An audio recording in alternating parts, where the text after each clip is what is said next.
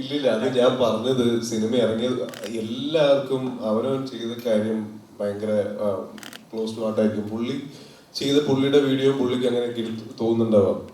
അപ്പം അഭിപ്രായങ്ങൾ പറയുന്നതിന് പ്രശ്നമൊന്നും ഞാൻ അന്നും പറഞ്ഞിട്ടില്ല, ഇന്നും പറഞ്ഞിട്ടില്ല. പടം കണ്ടിട്ട് പിന്നെ ഒരുപാട് ഫസ്റ്റ് ഡേ തന്നെ ഒരുപാട് ആൾക്കാരിലേക്ക് എത്തിക്കുമ്പം ചെറിയ ചെറിയ സിനിമകൾ ചിലപ്പം രക്ഷപ്പെടാതെ പോകും, അല്ലെങ്കിൽ ആൾക്കാർ കാണാതെ പോകും. ചിലപ്പോൾ എല്ലാവർക്കും ഒരേപോലെ സിനിമ കണക്ട് ആവണമെന്നില്ല, കണക്ട് ആവുന്ന ആൾക്കാരുണ്ടാവും. പിന്നെ അത് തിയേറ്ററിൽ കാണാതെ OTT-ൽ കണ്ടിട്ട് നല്ല സിനിമയായിരുന്നു എന്ന് പറഞ്ഞതിനേക്കാൾ നല്ലത് തിയേറ്ററിൽ പോയി കാണാനുള്ള അവസരം ഉണ്ടാക്കുക എന്ന് മാത്രമേ ഉള്ളൂ. ഇതുകൊണ്ട് ഗുണമുണ്ട് ദോഷമുണ്ട്, അത് അവരവരുടെ അഭിപ്രായം പറഞ്ഞുകൊണ്ട് അത്രേ ഉള്ളൂ, വേറെ കുഴപ്പമൊന്നുമില്ല. അപ്പം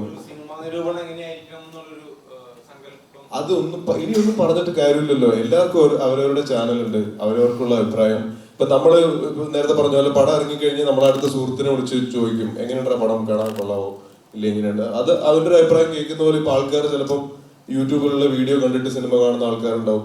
അതല്ലാതെ ചില ആൾക്കാർ ചിലപ്പം സിനിമ ഡയറക്റ്റ് എന്ത് സിനിമയാണെങ്കിലും കുഴപ്പമില്ലാന്ന് തോന്നിക്കഴിഞ്ഞാൽ ട്രെയിലർ അല്ലെങ്കിൽ ടീസർ കണ്ടിട്ട് കാണണം എന്ന് ഉള്ളിൽ ആഗ്രഹിച്ച് ട്രെയിലർ പോലും കാണാതെ സിനിമ കാണുന്ന ആൾക്കാരുണ്ട്. അങ്ങനെ പല ടൈപ്പ് ഓഫ് ആൾക്കാരുണ്ട്. അപ്പൊ പിന്നെ അതൊരു ഇതിന്റെ ഭാഗമായിട്ട് അങ്ങനെ കൂടെ കൊണ്ടുപോകുന്നത് മാത്രമേ ഉള്ളൂ. സിനിമകൾ നല്ല സിനിമകളാണെങ്കിൽ തീർച്ചയായും ആൾക്കാർ കാണും, വിജയിക്കും, ചർച്ച ചെയ്യപ്പെടും. ഉറപ്പായിട്ടും നമ്മുടെ സിനിമ അതുപോലെ സംഭവിക്കുന്നുണ്ട്, ഹിറ്റടിക്കുകയും ചെയ്യും.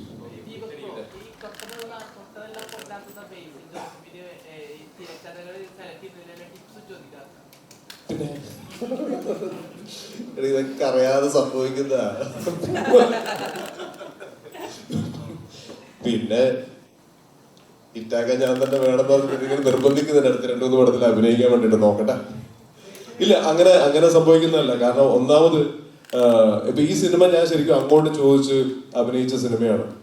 ഈ സിനിമ ഞാൻ നേരത്തെ ഒരു ഇന്റർവ്യൂവിൽ പറഞ്ഞിട്ടുണ്ടായിരുന്നു, ഞാൻ കല്യാണ സമയത്ത് കുറച്ച് സാമ്പത്തിക പ്രശ്നം, അതായത് ഈ മറ്റേ സ്വർണം വാങ്ങിക്കാനും വരുന്നല്ല, കല്യാണ ചെലവിലുള്ള കുറച്ച് ആവശ്യങ്ങൾക്ക് പൈസ ഇല്ല എന്നുള്ളൊരു അവസ്ഥയിൽ നിൽക്കുന്ന സമയത്താണ് ഞാനിങ്ങനെ എൻ്റെ സുഹൃത്തുക്കൾ അല്ലെങ്കിൽ സിനിമ ചെയ്യുന്ന ആൾക്കാരെ വിളിച്ചിങ്ങനെ ചോദിച്ചുകൊണ്ടിരുന്നത്. അപ്പം വൈശാഖ് എന്ന് പറഞ്ഞൊരു സൗണ്ടിൽ വർക്ക് ചെയ്യുന്ന സ്റ്റേറ്റ് അവാർഡ് കിട്ടിയ അറിയാം. അപ്പൊ അവനെ വിളിച്ച് ഞാൻ ചോദിച്ചു ഇങ്ങനെ. അപ്പം ജോഷേട്ടന്റെ പടം ഇങ്ങനെ നടക്കുന്നത്. അപ്പൊ ജോഷേട്ടനെ വിളിച്ച് സംസാരിച്ച് അങ്ങനെയാണ് ആ സിനിമയിൽ എത്തിയത്.